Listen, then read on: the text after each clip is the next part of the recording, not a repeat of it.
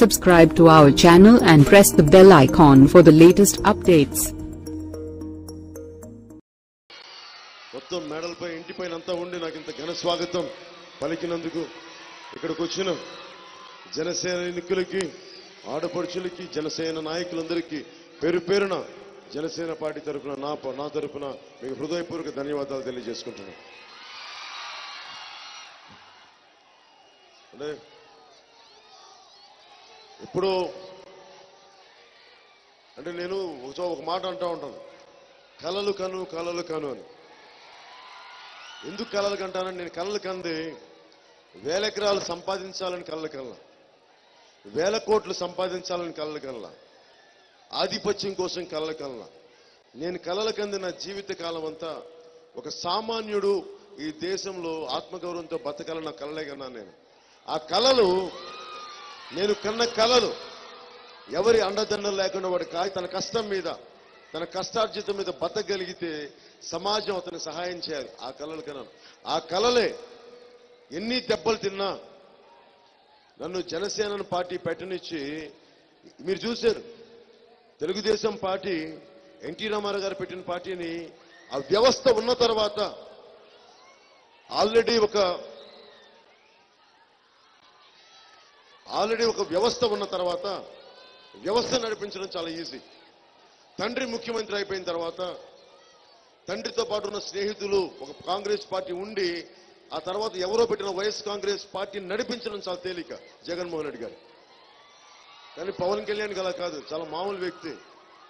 ఇదే నర్సాపురంలో చిన్నప్పుడు ఆ కాలువ దగ్గర తప్పిపోయినండి, చాలా సామాన్య. మా నాన్న ఇంకా గుర్తుంది, మా నాన్న హెడ్ కానిస్టేబుల్. ఆ రోజున నేను తప్పిపోయాను నర్సాపురం.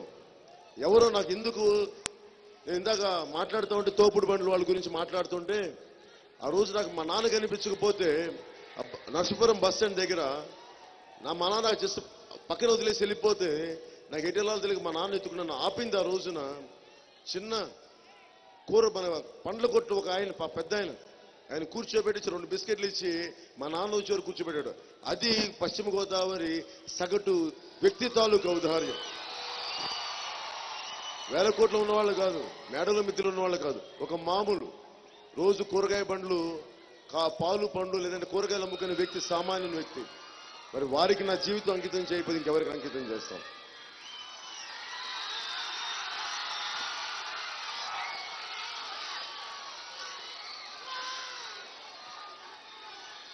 అలాగే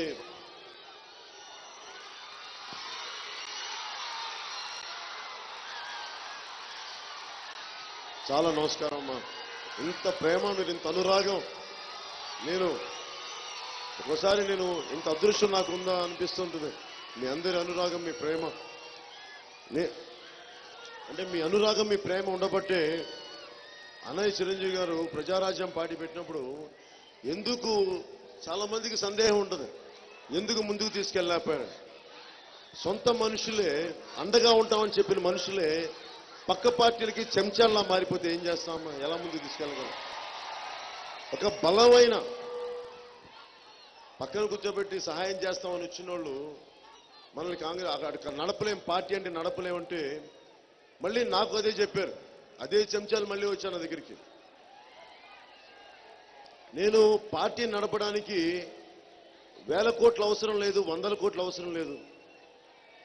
నేను కోరుకుంది, నన్ను నమ్మే కొద్దిమంది, పట్టుకొని 10 మంది ఉంటే చాలు.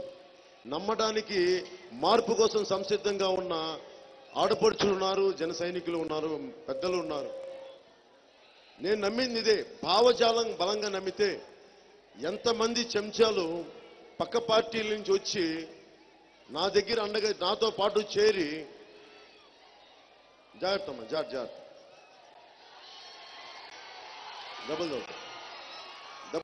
దెబ్బలు తగులుతాయమ్మా, కింద పడిపోతారు, జాగ్రత్త.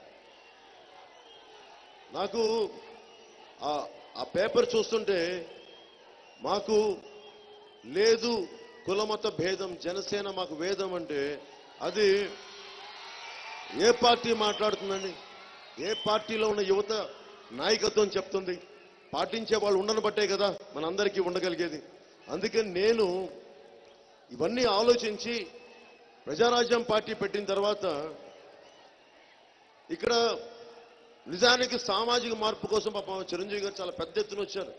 ఆ రోజున నిలబడలేకపోయాం. ఆ రోజున అంటే ఉదాహరణకి డాక్టర్ బాబ్జీ గారు ఉన్నారు. ఓకే, ఆయన ఇండిపెండెంట్గా చేశారు అనుకుందాం ఆ రోజున. మరి విలువల కోసం ఉండే బాబ్జీ గారు ఈ రోజున అడ్డగోలుగా వేల కోట్లు దోచేసి 2 సంవత్సరాలు జైల్లో ఉన్న జగన్మోహన్ రెడ్డి గారితో, ఆయన వల్ల ఐఏఎస్లు ఐపీఎస్లు జైల్లో ఉన్న వ్యక్తి వెనక అంటే ఇంత నీతి ఇంత నిజాయితీ విలువలు మాట్లాడిన డాక్టర్ బాబ్జీ గారు లాంటి వ్యక్తులే వైసీపీకి వెళ్ళిపోతే కిరాయి మూకలు నడిపించే ఒక వ్యక్తి ఏడుకొండల స్వామి మన తిరుమలలోకి చెప్పులేసుకుని వెళ్ళే వ్యక్తి ఆయన పంచం చేరుతాను డాక్టర్ బాబ్జీ గారు అంటే ఏం మాట్లాడతామని అంటే చెప్తారు కదా, తల వెంట్రుకలు నెరిసిపోతేనే వయసు వస్తేనే విఘ్నత రాదంటానికి డాక్టర్ బాబ్జీ గారు సజీవ ఉదాహరణ. నాకు గౌరవం ఉంటాయి పెద్దలు, మీ విఘ్నతగా గౌరవిస్తాం, మరి మీరు కూడా అంతే బాధ్యతగా మెలగాలి. ప్రతిసారి ఇప్పుడు నేను 2014లో ఎందుకునండి నేను తెలుగుదేశం పార్టీ సపోర్ట్ చేస్తాం? ఓట్లు విడగొట్టి సమాజాన్ని విచ్ఛిన్నం చేయడం కాదే నా బాధ్యత, సమాజాన్ని కలపడం నా బాధ్యత. ఆ టైంలో అనుభవం గల వ్యక్తి కావాలని టీడీపీకి సపోర్ట్ చేశాం. అదే అనుభవం ఇసుక మాఫియాలకి అండ తీసినప్పుడు ఈ రోజున తీసుకొచ్చి బయటకు వచ్చాం. మరి అలాంటిది డాక్టర్ బాబ్జీ గారు ఎంత పద్ధతిగా ఉండాలి? మీరు ఓట్లు చీలగొట్టడానికి మీరు రాజకీయం చేస్తే వైసీపీలో జాయిన్ అయితే, మీరు ఇంత పెద్ద డాక్టర్ అయ్యింది, ఇంత అనుభవం ఉండి మేము మీకు ఇంత మర్యాద ఇస్తే మీరు కూడా అవినీతికి గొడుగు పడతానంటే ఇంకేం చేస్తాను డాక్టర్ బాబ్జీ గారు లాంటి వ్యక్తులు కూడా ఒకసారి మీరు ఆలోచించండి.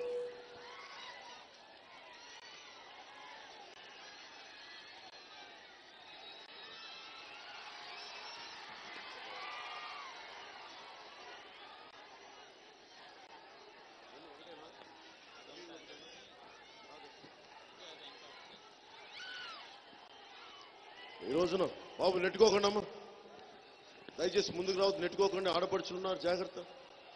అలాగే జన సైనికులకు కూడా నా విన్నపం, మన ప్రవర్తన మార్పు కోసం వచ్చిన ప్రవర్తన. మనం కట్టుదిట్టంగా ఒక డిసిప్లిన్లో లేకపోతే మనం అనుకున్న మార్పు చాలా కష్టం అవుతుంది. అలాగే బైకుల్లో వెళ్ళే జన సైనికులు కూడా మీరు బైక్స్లో వెళ్ళండి, ఎక్కువ సౌండ్లు వచ్చే ఆ సౌండ్ మనకి ఏమంటుంది దాన్ని ఆ సైలెన్సర్లు పెట్టకండి. అలాగే ఆ బైక్ హార్న్ గట్టిగా నొక్కకండి. మన ప్రవర్తన 10 మందిని ఆకట్టుకునేలా ఉండాలి, కానీ 10 మందిని ఇరిటేట్ చేసేలా ఉండకూడదు. జన సైనికులందరికీ కాదు, కొద్ది మందికి నా విన్నపం. నా ఉత్సాహాన్ని కాదనలేను, కానీ దయచేసి మన ప్రవర్తన ఎదుటి వాళ్ళని, మన శత్రువులు కూడా మనలాంటి గౌరవం తెచ్చేలా ఉండాలి మన ప్రవర్తన. దయచేసి కొద్దిమంది జన సైనికులకి దయచేసి నా విన్నపం. పాలకొల్లు నాకు పరాయి ప్రాంతం కాదు, నా సొంత ప్రాంతం ఇది. పాలకొల్లు మున్సిపాలిటీగా ఏర్పడి 100 సంవత్సరాలు అయింది. ఈ మధ్యన అంబటి రాంబాబు గారు మాట్లాడుతూ ఉన్నారు, వైసీపీ ఎమ్మెల్యే అభ్యర్థి. ఆయన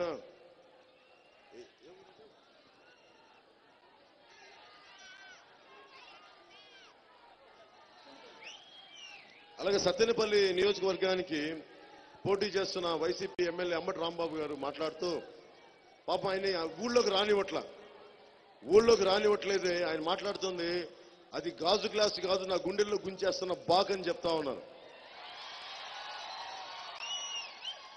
అండ్ ఇంకోటి నేనంటే ఆయనకి నాకు బాగా తెలుసు కాబట్టి ఆయన రానివ్వకుండా నన్ను చేశారని. అంటే ప్రతి ఒక్కళ్ళు వైసీపీ వాళ్ళు నన్ను వాడుకుంటారు, టీడీపీ వాళ్ళు వాడుకుంటారు. ఉదాహరణకి చల్మల శెట్టి సునీల్ గారు ఉంటారు, నేను ఎవరిని రమ్మని చెప్పలా, ఇష్టమైతే రండి అంతే తప్ప వాళ్ళు వచ్చి నా కాలాన్ని వేస్ట్ చేసి, అంటే తెలుగుదేశం పార్టీ ప్రతినిధులుగా వచ్చారు లోపలికి, నేను అవి పడనివ్వలేదు. అందుకని మళ్ళీ వాళ్ళు తెలుగుదేశం పార్టీలోకి వెళ్ళిపోయారు. వచ్చి నా విలువైన కాలాన్ని వేస్ట్ చేశారు. అంటే ఇలాంటి వ్యక్తులు, స్నేహం ముసుగేసుకొచ్చిన వ్యక్తులు, శత్రువులు ముసుగుతో ఉన్న వ్యక్తులు, అన్ని రకాల అనుకూల శత్రువులు అందరిని తట్టుకొని ఈ రోజున జనసేన అనే పసిబిడ్డ తెలుగుదేశం అనే కరుడు కట్టుకుపోయిన అలాంటి పార్టీతోటి ఫ్యాక్షన్ మూకలను అండగా పెట్టుకునే ఒక వైసీపీ వాళ్ళతోటి 5 సంవత్సరాల జనసేన అనే ఒక బిడ్డ ఈ రోజున వాళ్ళతో పోరాటం చేస్తుంది. ఇద్దరి కంసులతో పోరాటం చేస్తుంది జనసేన. ఎందుకు చేస్తాను ఇవన్నీ? నాకు సరదా ఏంటని చెప్తే, మీరు నన్ను అడిగితే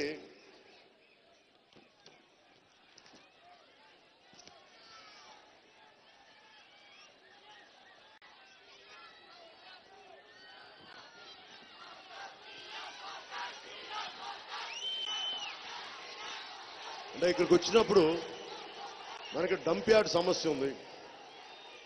డంప్ యార్డ్ సమస్య ఉన్నప్పుడు ఇన్ని రోజులు పడతా 100 సంవత్సరాల చరిత్ర ఉన్న పాలకులకి మనకి శతాబ్ది ఉత్సవాలు మేము చేయక్కర్లేదు.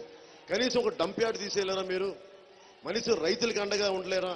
కొన్ని రైతులకి కొన్ని అండగా ఉన్న ఎమ్మెల్యేని అడిగితే రైతుల మీద కేసు పెట్టించేంత అసలు నిజంగా అలాంటి ఆలోచన అన్నం పెట్టే రైతు మీద కేసులు పెట్టొచ్చా? రామానాయుడు గారు, టీడీపీ ఎమ్మెల్యే రామానాయుడు గారు అలా చేయొచ్చా అనేది ఒకసారి మీరు ఆలోచించుకోవాలి. టీడీపీ నాయకులకి ఏ రోజున రైతుల మీద గౌరవం లేదు. ఒకసారి బషీర్బాగ్లో మీరు కాల్పించేశారు రైతుల్ని. మళ్ళీ ఈ రోజున రామానాయుడు గారు కరెక్ట్ సరిదిద్దుకొని మళ్ళీ మీరు అండగా ఉండాల్సింది పోయి రైతుల మీద కేసులు పెట్టిస్తారంటే, అరే రైతు కష్టపడితేనే మనకి ఈ రోజున అన్నం పండుతా ఉంది. 5,000 నోట్లోకి వెళ్తున్నాయి. అలాంటి రైతుకి మీరెవరు ఆలోచించలేకపోయారు. దొడ్డిదారు వచ్చిన లోకేష్ గారికి కూడా ఎమ్మెల్సీగా ఆయనకి పెన్షన్ వస్తుంది. అలాంటిది జనసేన 60 ఏళ్ళు నిండిన ప్రతి రైతుకి 5,000 రూపాయలు మేము పెన్షన్ పథకం కింద జనసేన ప్రభుత్వం ఇవ్వబోతుంది.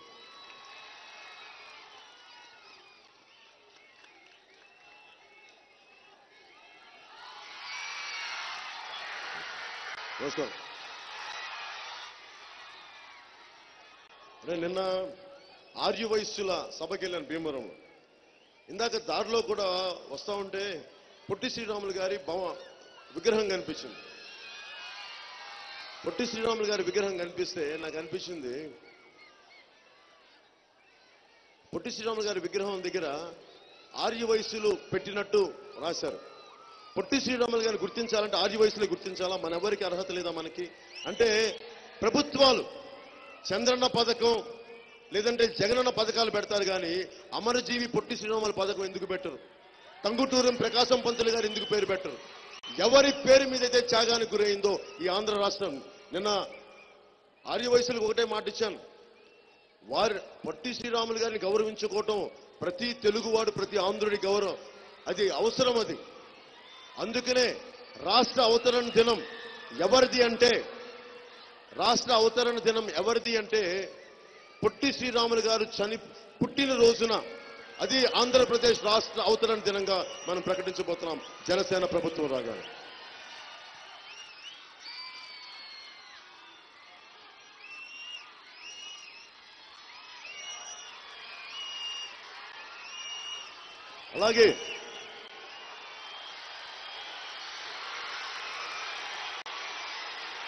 అలాగే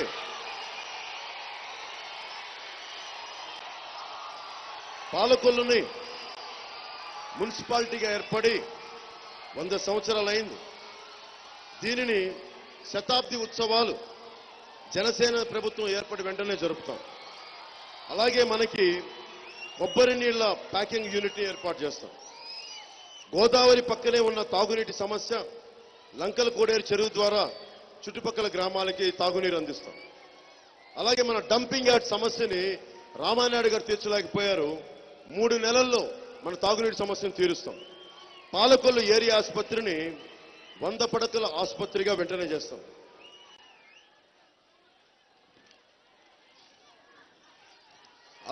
అలాగే పాలకొల్లు ప్రాంతంలోని అన్ని గ్రామాల తాగునీటి సమస్యని పరిష్కరించడానికి విద్యేశ్వరం నుంచి డైరెక్ట్ పైప్ లైన్ ద్వారా సరఫరా చేసే పథకాన్ని జనసేన ప్రభుత్వం ఇచ్చిన వెంటనే 6 నెలల నుంచి 9 నెలల లోపు అమలు చేసి పెడతాం.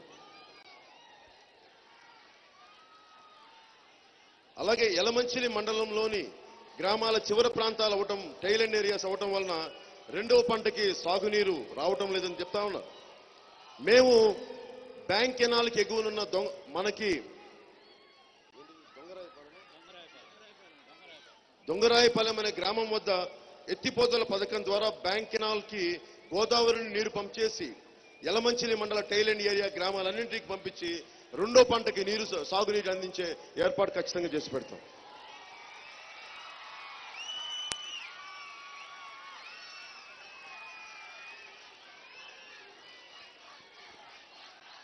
అలాగే ప్రభుత్వ ఉద్యోగులందరికీ ఒక ప్రకటన మా తరపు నుంచి ఏంటంటే, కాంట్రిబ్యూటరీ పెన్షన్ స్కీమ్ని ఖచ్చితంగా రద్దు చేసి పాత పెన్షన్ విధానాన్ని తిరిగి అమలు చేస్తాం. అన్ని ప్రభుత్వ శాఖల్లో ఉన్న ఖాళీల్ని భర్తీ చేయిస్తాం. కేంద్ర ప్రభుత్వ ఉద్యోగులతో సమానంగా రాష్ట్ర ప్రభుత్వ ఉద్యోగులు కూడా అదే వర్తింపజేస్తాం. అందుకని ఒక న్యూ పే కమిషన్ ఏర్పాటు చేస్తాం. కేంద్ర ప్రభుత్వ ఉద్యోగులకు ఎంతైతే జీతభత్యాలు వస్తాయో అంతే సరి సమానంగా రాష్ట్ర ప్రభుత్వాలకు ఉద్యోగులు కూడా జీతభత్యాలను వచ్చి ఏర్పాటు చేయిస్తాం. ఈ మధ్యకాలంలో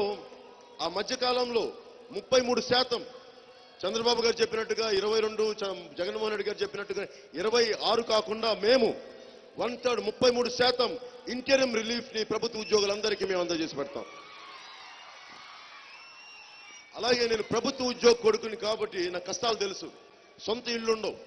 అందుకని లంచాలతో ఇల్లు కట్టుకు అందరికీ ఇబ్బందికరమైన పరిస్థితులు కాబట్టి రాష్ట్ర ప్రభుత్వ ఉద్యోగుల కోసం ప్రతి టౌన్ సిటీలో సెల్ఫ్ ఫైనాన్సింగ్ మోడల్తో హౌసింగ్ బోర్డులు ఏర్పాటు చేసి ప్రతి ప్రభుత్వ ఉద్యోగి తన సొంత ఇంటిని కలని సాకారం చేసే బాధ్యత జనసేన ప్రభుత్వం తీసుకుంటుంది.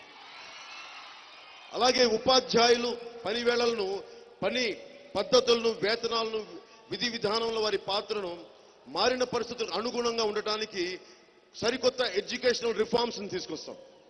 అంటే ఒక కొత్త ఎడ్యుకేషన్ రిఫార్మ్స్ కమిషన్ ఏర్పాటు చేసి ఉపాధ్యాయులు కేవలం విద్యార్థుల కోసమే పనిచేయాలి కానీ తెలుగుదేశం నాయకులకో, వైసీపీ నాయకులకో వీళ్ళ కోసం పని చేయకూడదు. ఆ పద్ధతిని మార్చి తీరుతాం. కేవలం ఉపాధ్యాయులు అనేవాళ్ళు విద్యను బోధించే వాళ్ళుగా నిజంగా అపర సరస్వతిలాగా ఉండాలని, ముఖ్యంగా ఉపాధ్యాయుల్ని కేవలం వారి చదువులకి, విద్యార్థులకి పరిమితం చేసే బాధ్యతని జనసేన ప్రభుత్వం ఎడ్యుకేషన్ రిఫార్మ్స్ ద్వారా తీసుకొస్తాం. అలాగే కాంట్రాక్ట్ ఎంప్లాయీస్ గా ఉన్న వారిని అర్హతలకు అనుగుణంగా క్రమక్రమంగా ఒక నిర్ణీత సమయంలో వారిని రెగ్యులరైజ్ చేసి పెడతాం.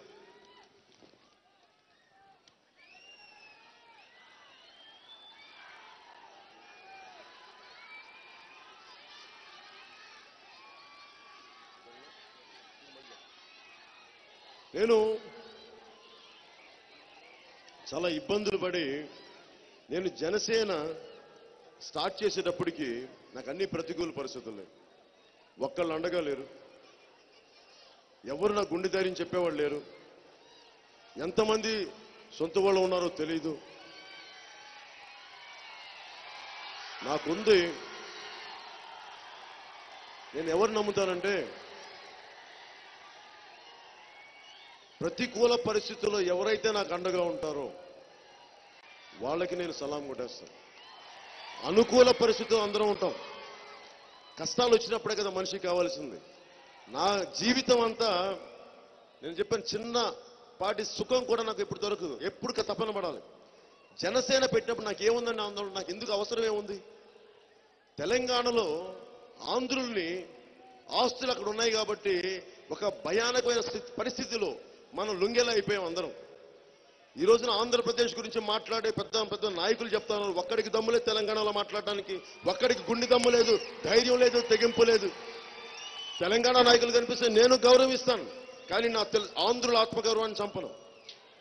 ఆంధ్రుల ఆత్మగౌరవాన్ని విధంగానే జనసేన ఉంటుంది. తెలుగు జాతి ఐక్యత కోసం జనసేన ఉంటుంది. కానీ ఆంధ్రుల ఆత్మగౌరవాన్ని తాకట్టు పెట్టి వాళ్ళు పడేసే బిస్కెట్లకైతే జగన్మోహన్ రెడ్డి గారిలా వెళ్ళి నేను టీఆర్ఎస్తో కలవాలి.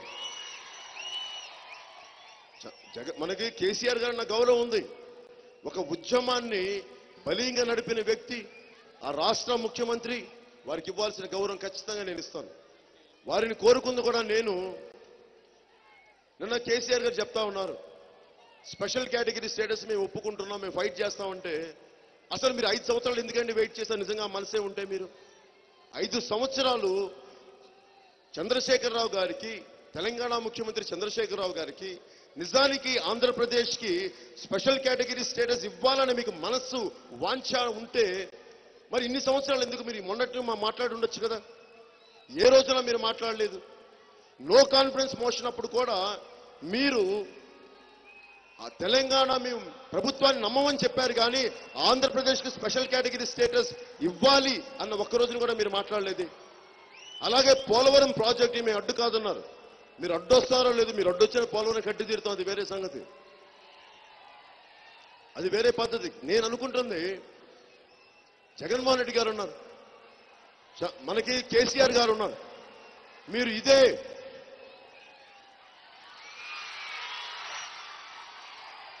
ఇప్పుడు కేసీఆర్ గారికి జగన్మోహన్ రెడ్డి గారి గురించి ఎంత తెలుసు? మన ఆంధ్రప్రదేశ్ రాయలసీమలో మీరు వెళ్ళండి. రాయలసీమ చాలా గొప్ప సంస్కృతిని సీమ. రాయలసీమ కల్చర్ అంటే రాయలు వాళ్ళ సీమ, అది రాయలేలిన సీమ, అది కళలకి పుట్టినిల్లు, అది సంస్కృతికి పుట్టినిల్లు, అంతేగాని ఫ్యాక్షన్కి పుట్టినిల్లు కాదు. ఫ్యాక్షన్ చేసింది ఇదో వీళ్ళు జగన్మోహన్ రెడ్డి గారు లాంటి వ్యక్తులు చేస్తారు. మీరు ఆంధ్రప్రదేశ్కి ముఖ్యమంత్రి కావాలి, ఎలాంటి వ్యక్తులు కావాలి, మీకు ఎలాంటి ప్రభుత్వాలు కావాలంటే నేను ఆలోచించండి ఒకసారి. సొంత ఇంట్లో మర్డర్లు జరిగితే వేలి ముద్దలు చెడిపేసి రక్త మరపులు చెడిపేసే పరిస్థితులు ఉన్నప్పుడు అలాంటి సమాజం చుట్టూ ఉంటే మనకేం భద్రత కల్పిస్తారండి? ఇందాక భీమవరంలో నేను సర్వమత ప్రార్థన జరుపుకొని వస్తుంటే అక్కడున్న ముస్లిం మత పెద్దలు అడుగుతున్నారు, నువ్వు వచ్చి ప్రభుత్వం నుంచి ఆడపడుచులు మాన ప్రాణ సంరక్షణకి బలమైన చట్టాలు కావాలని అడిగితే వాళ్ళు ఎందుకు మాట్లాడుతున్నారండి? నిజంగా జగన్మోహన్ రెడ్డి గారి మీద ఉంటే అట్లా. ఎందుకంటే చుట్టుపక్కల నేను క్రిమినల్స్ని పెట్టుకొని పాలిటిక్స్ చేయాలి అంటే ఆడపిల్లలకి నిజాయితీ పనులకి ప్రాణ సంరక్షణ ఎక్కడ ఉంటుంది, మాన సంరక్షణ ఎక్కడ ఉంటుంది? ఒకసారి మీరు ఆలోచించండి. అలాగే నేను సర్వ మతాల్ని నమ్ముతాను. నా బిడ్డలు ఇద్దరు రష్యన్ ఆర్థడాక్స్ చర్చిలో క్రిస్టియానిటీ తీసుకునే వ్యక్తి నా బిడ్డ. ఎందుకంటే భగవంతుడు ఒక్కడే నమ్ముతాను.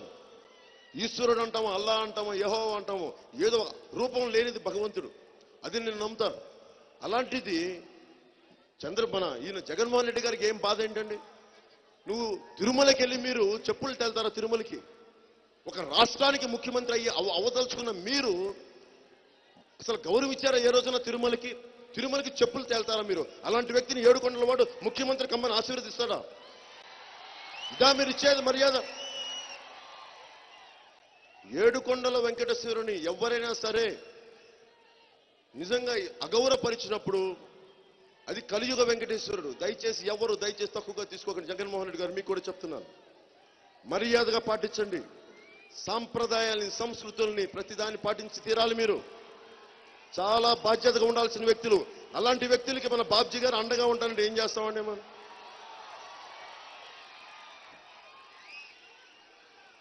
అలాగే కేసీఆర్ గారికి అడగదలుచుకున్నాను.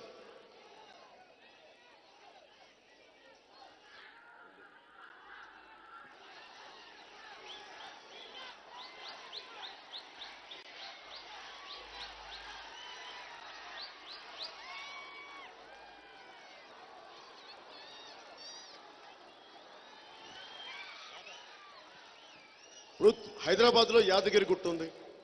యాదగిరి గుట్టకి జగన్మోహన్ రెడ్డి గారు చెప్పులు వేసుకొని వస్తే కేసీఆర్ గారు ఒప్పుకుంటారా?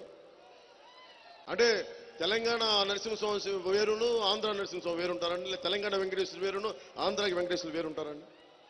మరి అలాంటి వ్యక్తికి మన కేసీఆర్ గారు సపోర్ట్ చేస్తే ఎట్లా? మీకేమో జగన్మోహన్ రెడ్డి గారు తెలంగాణలోకి రాకూడదు అంటే ఎవరు ఆంధ్ర వాళ్ళు ఎవరు రాకూడదు తెలంగాణలోకి, మీరు వచ్చి తెలంగాణలో చేయొచ్చని నేను ఒకటే అడుగుతాను. పాలకుల నుంచి పెద్దలు కేసీఆర్ గారు ఒకటే అడుగుతున్నాను, నిజంగా చంద్రబాబు గారికి విముక్తి చేయాలంటే చంద్రబాబు విమోచన సమితిలో పార్టీ పెట్టండి ఆంధ్రప్రదేశ్లో, వారి తరపున అభ్యర్థులు నిలబెట్టి చంద్రబాబు గారిని రక్షించండి, సంతోషపడతాం. అంతేగాని మీరు జగన్మోహన్ రెడ్డి గారికి దొడ్డిదారిని చేస్తే, అరే మనుషుల్ని గౌరవించని వ్యక్తి, చుట్టుపక్కల క్రిమినల్స్ ని పక్కన తిరిగే వ్యక్తి, మరి వారిని ఎలా అంటే ఆంధ్రప్రదేశ్ ముఖ్యమంత్రి అవుతారు? కలియుగ వెంకటేశ్వరుడు ఆయన వెంకటేశ్వర స్వామికి ఆయన చెప్పులేసుకుని లోపలికి వెళ్తాడు గుడికి. ఆయనతో ఏం మాట్లాడతాం?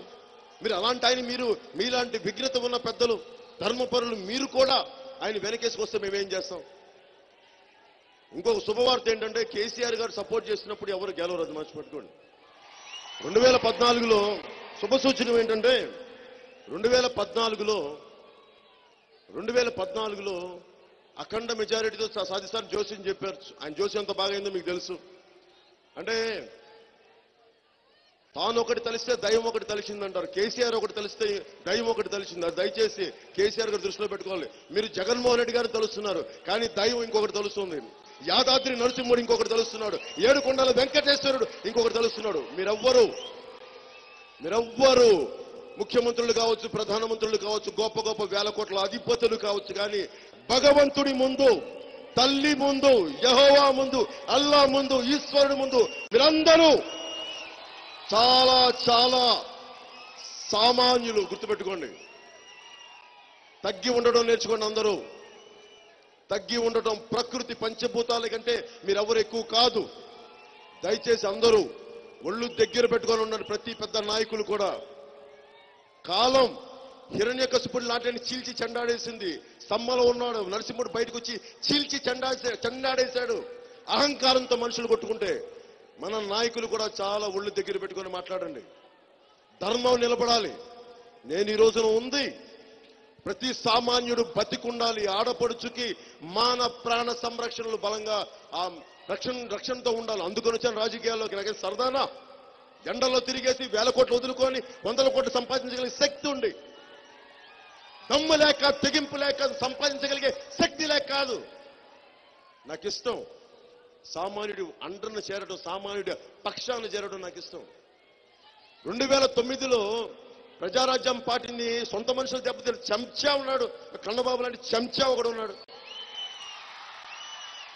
అలా సొంత వాళ్ళు కాదు, మళ్ళీ పేరు కాపులని చెప్తారు. అరే ఏ రోజున మీరు పల్లకీలు మోయడానికి ఇష్టం మీ అందరికీ? ఉన్నోళ్ళందరూ మీరు జగన్మోహన్ రెడ్డికి పల్లకీలు మోయండి, వెళ్ళి చంద్రబాబు గారికి పల్లకీలు మోయండి. అరే నేను మోస్తుంది కులానికి పల్లకీలు మోయటం, నేను మోస్తుంది ఒక సామాన్యులకి, ఒక ఆడపడుచులకి, దళితులకి, మాయావతి గారికి, వాళ్ళందరం ఎక్క వాళ్ళని మోస్తున్నాను.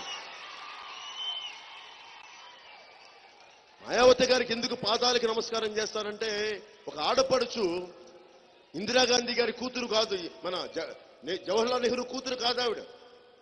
కవిత గారిలాగా కేసీఆర్ గారి కూతురు కాదు. జగన్మోహన్ రెడ్డి గారిలాగా ఒక ముఖ్యమంత్రి బిడ్డ కాదు ఆవిడ. కానీ కింద నుంచి ఒక పోస్టల్ క్లర్క్ కూతురు ఆవిడ. బస్తీల్లో పెరిగి 100 కిలోమీటర్ రోజు సైకిల్ తొక్కి చిన్న టీచర్గా ఉద్యోగం చేసి అసమానతల మీద పోరాడి ఆవిడ ఈ రోజున 4 సార్లు ముఖ్యమంత్రి అయ్యారు ఉత్తరప్రదేశ్కి. అలాంటి ఆవిడ ఈ రోజున జనసేన పిలిపించారు నన్ను. నువ్వు ప్రజలకి పనిచేసేవాడిని, నీకు అండగా ఉంటానని చెప్పి ఆ తల్లి ఆశీర్వాదం ఇస్తే, ఆవిడ నా అక్క కాదు, నా తల్లి, నా మాతృమూర్తి చెప్పి ఆవిడ పాదాలకి మనస్ఫూర్తిగా ఎందుకు నమస్కరించారంటే, మాటలతో తప్పించుకునే వ్యక్తి కాదు మోదీ గారిలాగా ఆవిడ. చక్కటి తీయటి మాటలు చెప్పేసి చేతిలో మనం కూర్చోబెట్టి చేతు రాసే వ్యక్తి కాదు ఆవిడ. మాటలు కటువుగా ఉంటాయి, మనసు విన్న మాయావతి గారిది. అలాంటి మాయావతి గారిని ముఖ్యమంత్రి, తెలంగాణ ఏర్పడిందే దళితుల్ని ముఖ్యమంత్రి చేస్తాను, అది జరగలేదు. కానీ మేము ఈ దేశానికి మాయావతి గారు ప్రధానమంత్రి కావాలని మనస్ఫూర్తిగా నేను కోరుకుంటున్నాను. మా ఎంపీలు గెలిస్తే ఎవరికి ఉపయోగపడతాయి? మాయావతి గారికి ఉపయోగపడతాయి, సామాజిక న్యాయానికి ఉపయోగపడుతుంది. అలా కాకుండా జగన్మోహన్ రెడ్డి గారు గెలిచారనుకో, ఎంపీలు గెలిచారనుకుందాం, ఎవరు గెలుస్తున్నారు? కలియుగ వెంకటేశ్వరుడిని చెప్పులు తెల్లే వ్యక్తి గెలుస్తున్నాడు. అది మీకు ఆ పాప మీరు మూట కట్టుకోవాలంటే సంతోషం, మీరు వెనక్కి వెళ్ళండి, సపోర్ట్ చేయండి. అలాగే చంద్రబాబు గారు అన్నారు, పంచభూతాలని అడ్డంగా దోచేశారు. ఇసుక మాఫియా పుడమి తల్లిని తవ్వేశారు అడ్డగోలుగా. హిరణ్యకశిపుడి నుంచి అవతారాలన్నీ వచ్చింది. ఎవడైతే భూమిని చుట్టబెట్టేద్దాం ఉంటాడో వాటిని చంపేయడానికి అవతారాలు వచ్చినాయి. ఈ రోజున ప్రతి ఎమ్మెల్యే ఇసుక భూ కబ్జాలతోటి మయమైపోయింది. వీళ్ళందరికీ ఒకటే ఒక శిక్ష, సాక్షాత్తు భగవంతుడు మీ రూపంలో వచ్చి ఓట్ల రూపంలో తెలుగుదేశం పార్టీని కడిగి పారి దూరంగా ఇసిరి పారేయాలి. తెలుగుదేశం మీరు ఆలోచించి ఓటేయండి. నేను మిమ్మల్ని రెచ్చగొట్టట్లా. భూగర్భాన్ని దోస్తే పర్యావరణం దెబ్బతింటుంది. ఎంత జాగ్రత్తగా తీయాలని ఇంగిత జ్ఞానం లేదు తెలుగుదేశం నాయకులకి. అన్నం పెట్టే రైతుని కేసులు పెడతారు. ఇవన్నీ కాకుండా నేను మీకు అండగా ఉండేవాడిని. ఏదో ఒక రోజుకు వచ్చి ఇప్పుడు అడుగుతా ఉన్నారు ప్రతిసారి, ఎందుకు అడుగుతున్నారు, ఎంతకాలం నడుపుతావు అంటే, అరే ఒకడు నిజాయితీగా ఇంకెంతకాలం ఏం చూపించాలరా? ఇంకెవరికైనా సరే ఒక మనిషి ఇల్లు వాకిళ్ళు వదిలి ఉన్న 100 కోట్లు సంపాదించుకునే వృత్తిని వదిలి దేశం కోసం బయటకు వస్తే ఇంతకు మించి ఇంకేం చూపించాలంటే దాని వల్ల చచ్చిపోవడం బెటర్ అనిపిస్తుంది. 10 సార్లు అడిగారు ప్రశ్న. అలాంటి వ్యక్తులందరూ ఒకటే చెప్పారు, ఓకే ఎంతవరకు మోస్తావు అంటే సంవత్సరాలు చెప్పి అలసిపోయి ఆఖరి మాట ఒకటే చెప్పారు, జనసేనని ఎప్పుడు దాకా రాజకీయాల్లో ఉంటామంటే, నలుగురు నా జన సైనికులు వచ్చిన శవాన్ని మోసే వరకు ఉంటాను, చాలా అంత మించి ఇంకేంగా చేయాలి. ఇంతకు మించి ఈ దేశాన్ని కానీ ఈ రాష్ట్రాన్ని కానీ ఎవరన్నా చేస్తే దయచేసి మీరు వాళ్ళకి అండగా ఉండండి. నేను మటుకు నా సర్వశక్తులు ఒడ్డేసి వచ్చాను ఈ రోజున.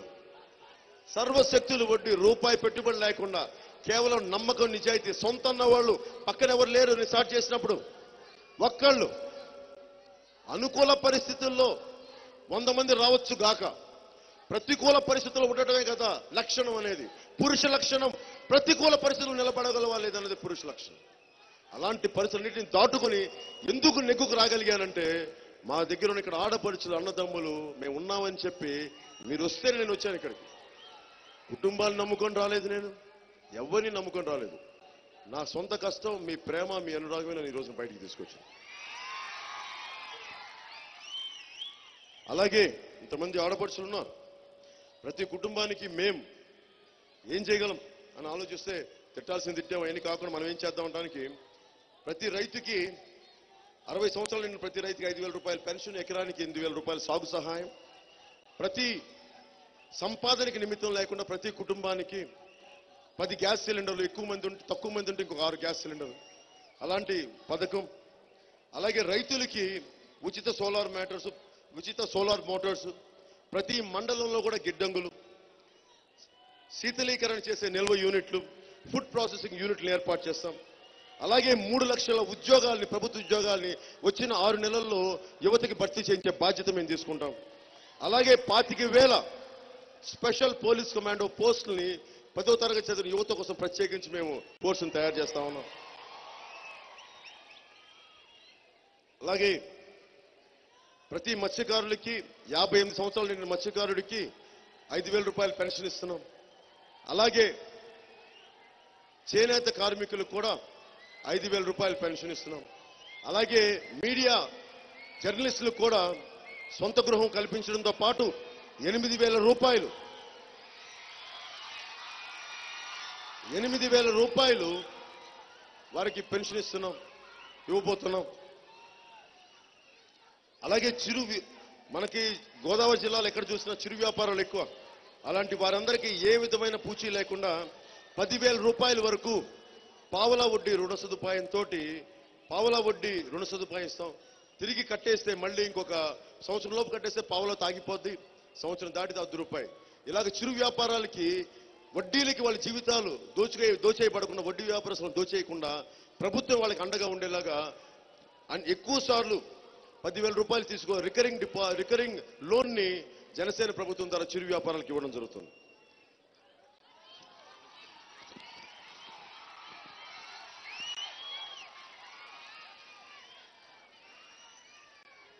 అలాగే టీడీపీ నాయకులు డ్వాక్రా మహిళల్ని ఓట్లు వేయొద్దని బెదిరిస్తున్నారు మేము అని చెప్తా ఉన్నాం. ఇప్పుడు రామానాయుడు గారికి చెప్పదలుచుకున్నాం. రామానాయుడు గారు,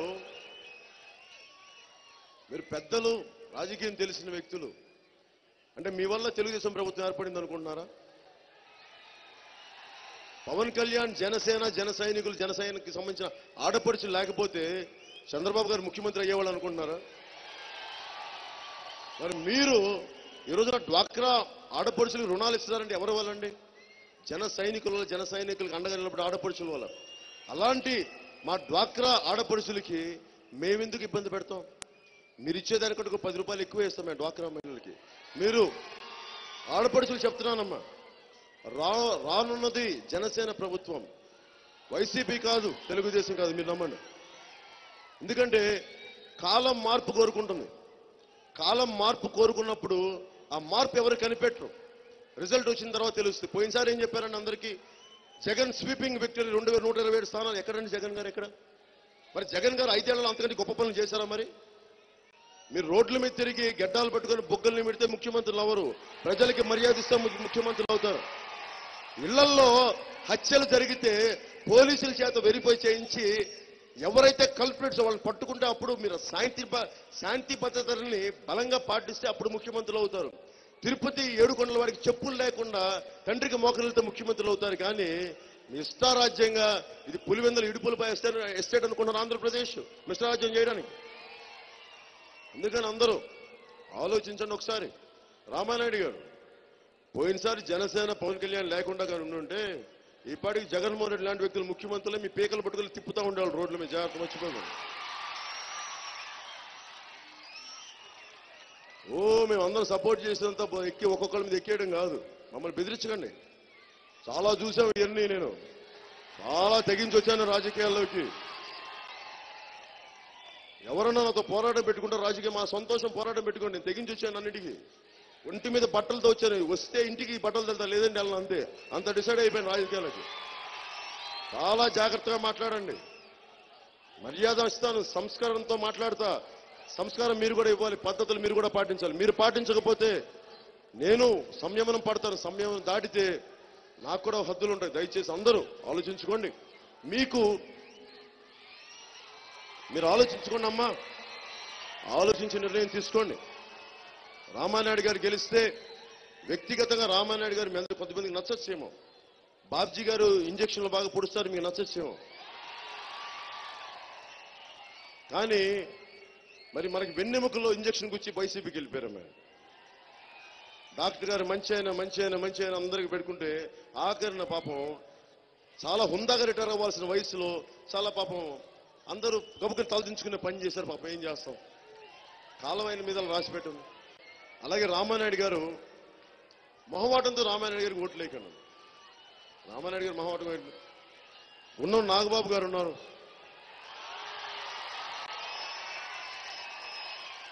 అంటే వైసీపీ వాళ్ళు ఎలా చూడండి, మన జనసేన నాయకులు ఎంత ఉదారత్వం అంటే అందరూ పార్టీ కోసం పనిచేసి గుండం నాగబాబు గారిని తీసుకొస్తే మా అభ్యర్థిగా బాగుంటుందని జనసేనకి తీసుకొచ్చిన జనసేన నాయకులందరినీ, గుండబాబు గారిని తీసుకొచ్చిన జనసేన నాయకులందరికీ పేరు పేరున ప్రతి ఒక్కరికి మీ అందరికీ హృదయపూర్వక ధన్యవాదాలు, హృదయపూర్వక నమస్కారాలు తెలుపుతున్నాను.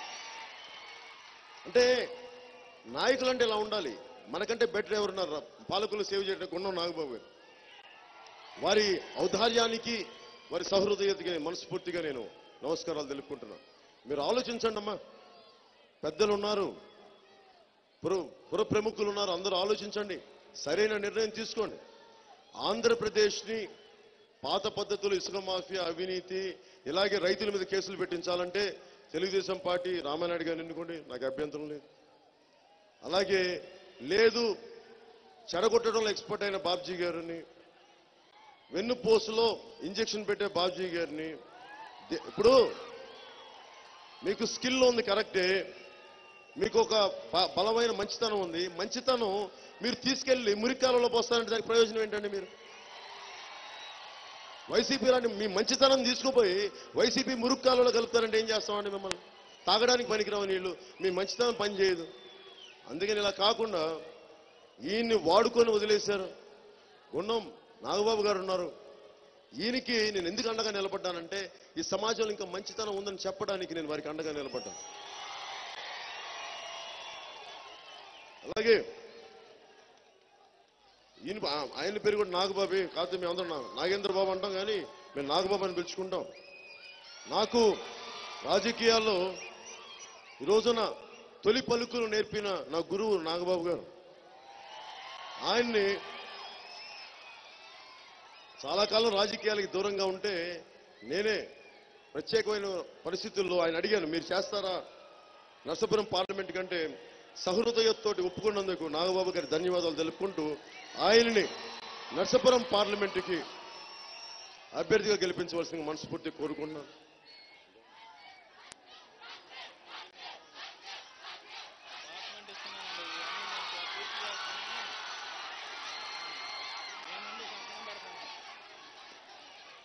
అలాగే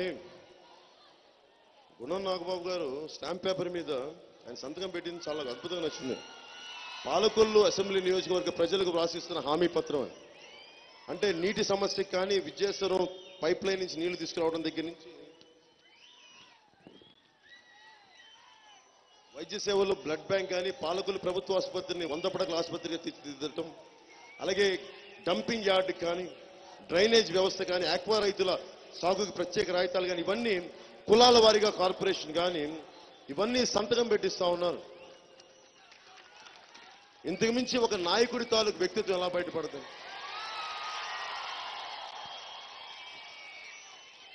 వారికి మనస్ఫూర్తిగా అండదండలుగా ఉండాలి. మీరు ఆలోచించి ఓటేయండి. ఏం లేదమ్మా, మీరు ఒక బిడ్డ ఉంది, స్కూల్లో పాప ఉంది, అక్కడ నేను నా బిడ్డల కోసం అయితే నేను నా కొడుకు బర్త్డే నేను ఫోన్ కూడా చేయలేకపోయాను.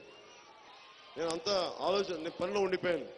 కానీ నా బిడ్డల భవిష్యత్తు చూసుకుంటే నేను మామూలు తండ్రిని, కానీ అందరి బిడ్డల భవిష్యత్తును బాగుండాలనుకున్నాను. కాబట్టి నేను జనసేన పార్టీ స్థాపించాను. నేను బిడ్డల భవిష్యత్తు కోసం వచ్చినవాడిని. మీ భవిష్యత్తే కాదు, అక్కడ నా బిడ్డల బంగారు భవిష్యత్తు కూడా ఆలోచించి ఆచితూచి మాట్లాడతాను.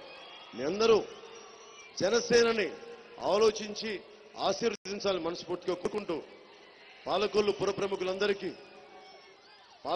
ప్రముఖులందరికీ జనసేన సింబల్ అయిన గాజు గ్లాస్ గుర్తుకి, ఒకవేళ గాజు గ్లాసు మీ గుర్తు లేకపోతే గబ్బర్ సింగ్ దాగిన గాజు గ్లాస్ గుర్తు తెచ్చుకుని వచ్చారు.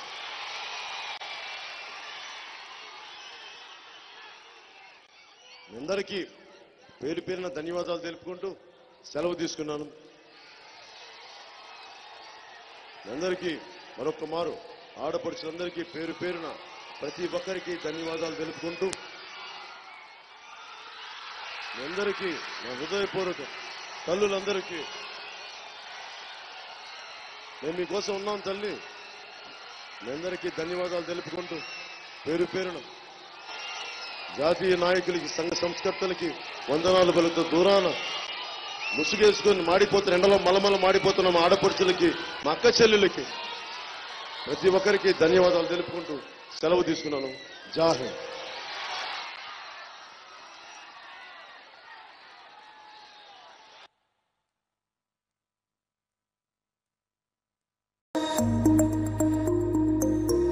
Subscribe to our channel and press the bell icon for the latest updates.